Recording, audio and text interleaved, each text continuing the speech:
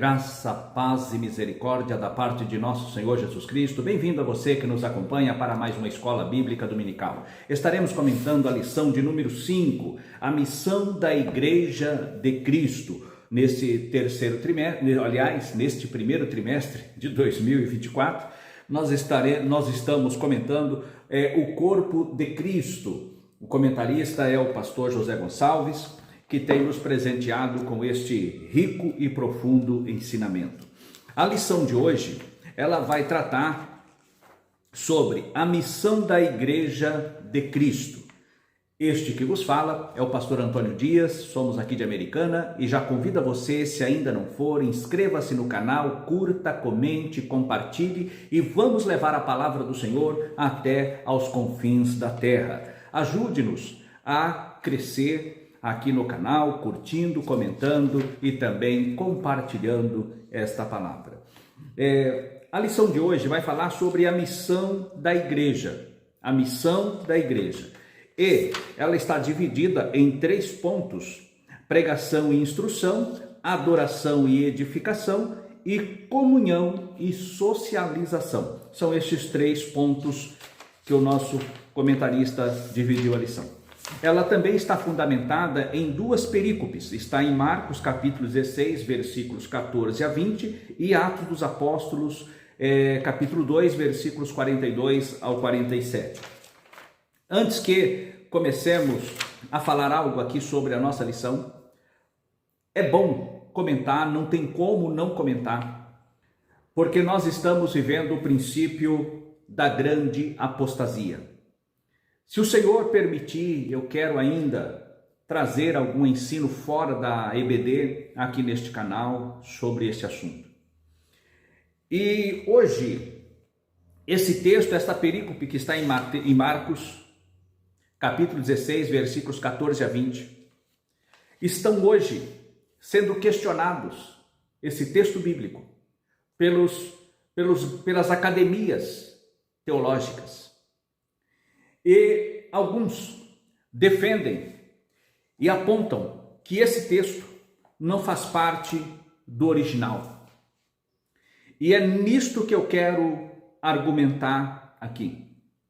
Alguns dizem que nos textos mais antigos e confiáveis não consta esse texto de Marcos capítulo 16, versículos de 9 a 20. O que eu contesto, reprovo e protesto contra por essas razões. O antigo não quer dizer que é o melhor. Antigo é fato. São do 4º século. É verificável. Agora, a segunda parte, os melhores, é subjetivo. Com base em que podemos afirmar que são os melhores?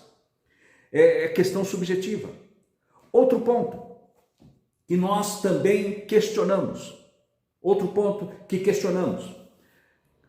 Quantos manuscritos há deste período? Há apenas 2. E algumas Bíblias, como a Bíblia Vida Nova, ela coloca que alguns manuscritos, mas na verdade são apenas 2 manuscritos. O Códice Vaticanus e também o Sinaíticos. Por isso, o Códice B e Aleph. Nós vemos que no Códice B há um texto em branco, uma coluna que vem trazendo o Evangelho de Marcos e começa a segunda coluna e para, e fica em branco, ou melhor, na primeira coluna e a coluna inteira do lado direito. Por quê? Os manuscritos antigamente, ou era feito numa folha, segundo o tamanho do animal, em abertos e costurados, ou dobrados. No caso de Marcos, nesse manuscrito, foi dobrado e costurado aqui. E pelo que consta, esse manuscrito, ele deixa o espaço que ele deixa em branco, que é o único espaço que há em todo o Novo Testamento, ele deixa em branco um pedaço de uma coluna e uma coluna inteira em branco, e começa o Evangelho segundo Lucas. E esse espaço que eles deixam aberto cabe perfeitamente os versículos de 9 a 20, os 11 versículos de 9 a 20 ali que foram suprimidos. Aí vem o outro que foi o outro códice, o Aleph. Nota-se que as letras, o conjunto de letras varia entre 15 e 18, o tamanho delas. Porém, no Aleph, nós vamos observar que as letras começam a aumentar de tamanho para fechar a coluna, e começou a fechar a outra parte. E há um momento que numa linha chega a ter apenas 8 letras.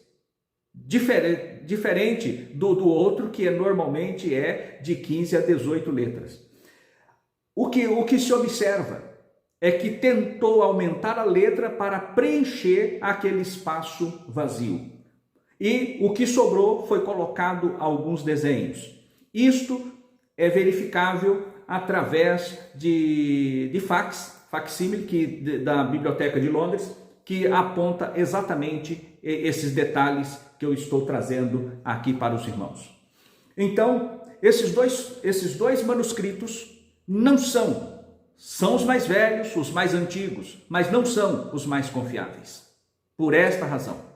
E tem outros detalhes também, mas em que se diz respeito a esse texto de Marcos, capítulo 16, versículos 9 a 20.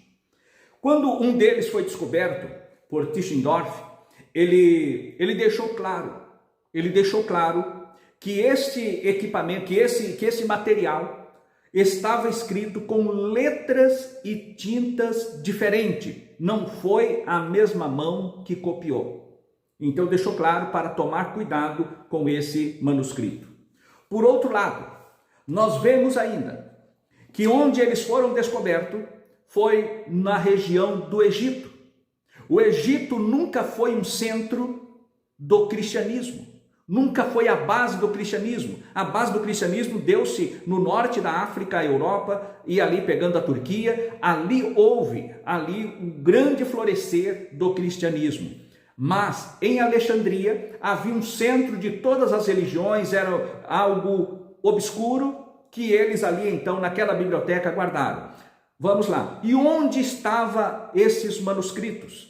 Estavam em um cesto, que, segundo aqueles que descobriram, segundo aqueles arqueólogos, era local de reserva de lixo.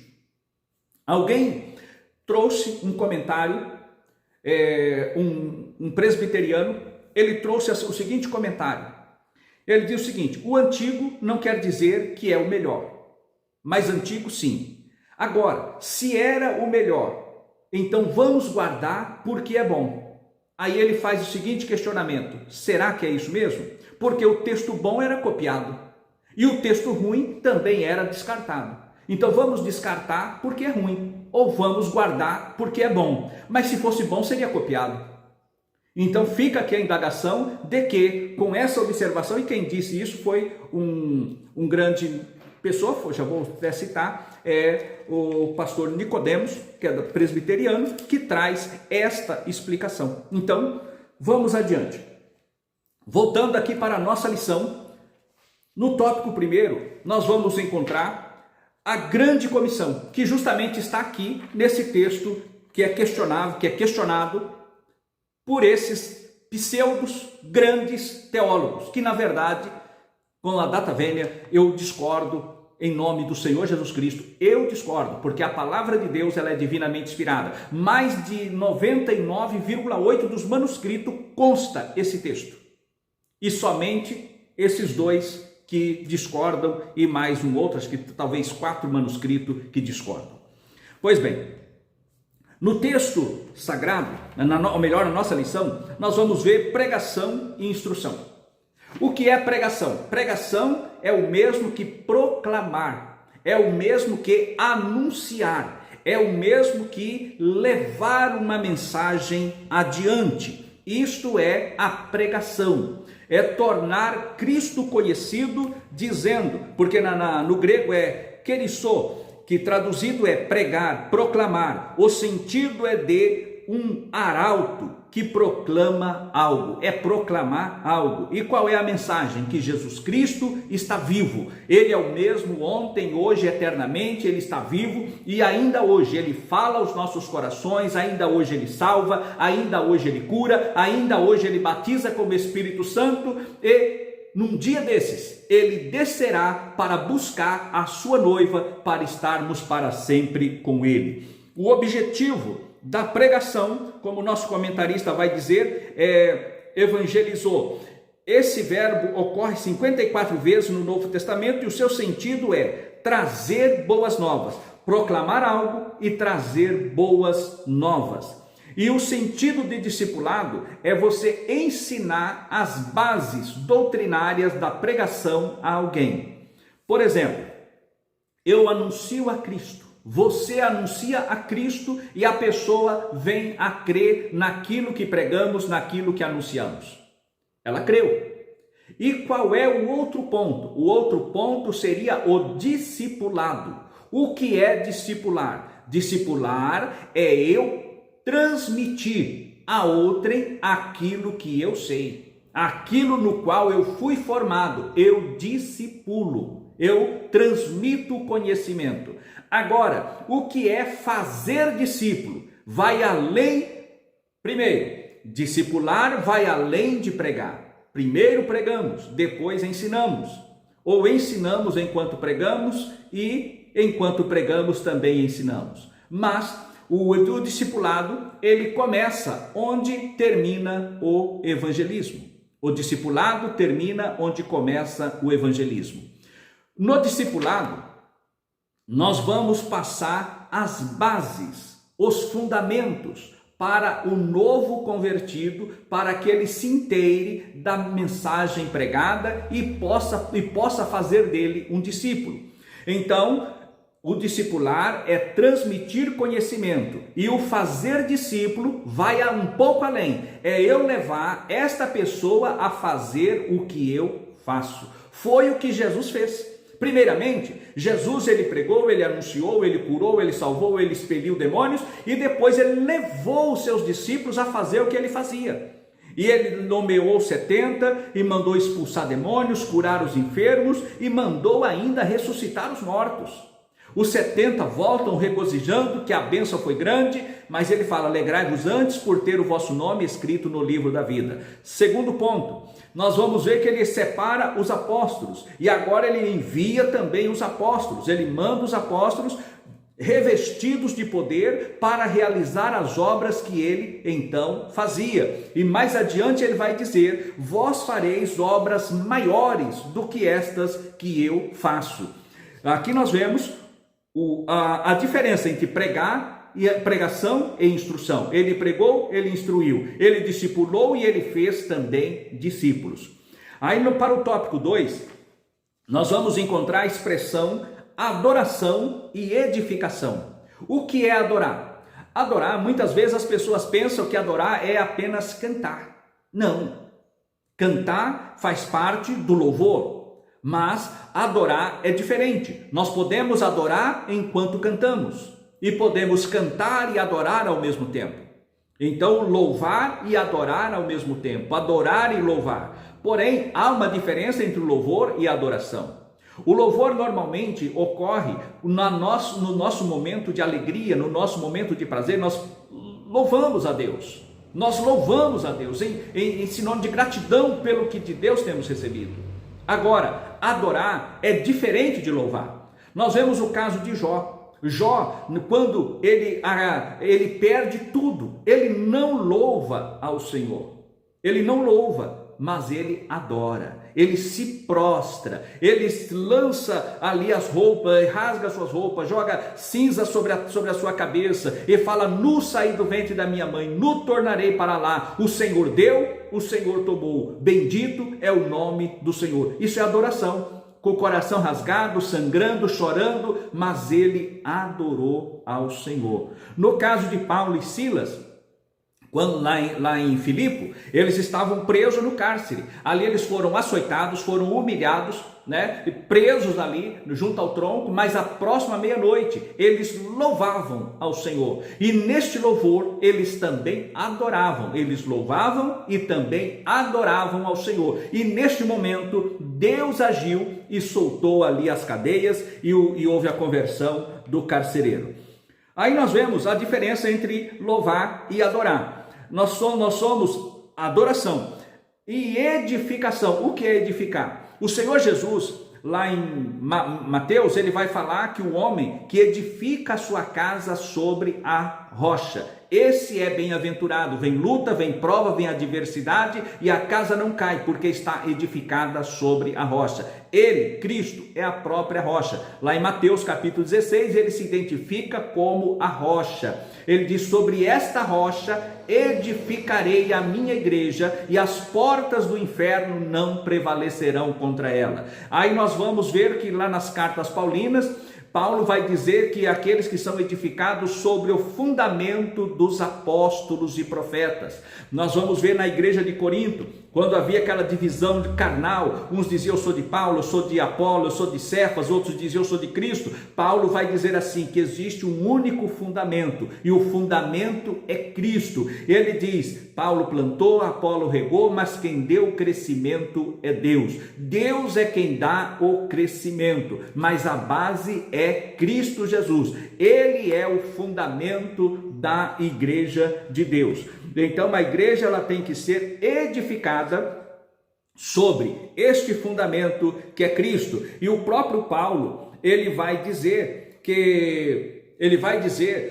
lá na carta aos Efésios, né, que Deus ele deu uns para apóstolos, profetas, evangelistas, pastores e doutores, querendo a edificação, querendo a edificação dos santos, querendo a edificação da sua igreja, querendo o aperfeiçoamento, querendo que a sua igreja fosse firmada de maneira sólida sobre estes fundamentos para levar a palavra do Senhor a todos. Aí nós vemos que o louvar e o adorar a Deus. Nós temos a questão da edificação.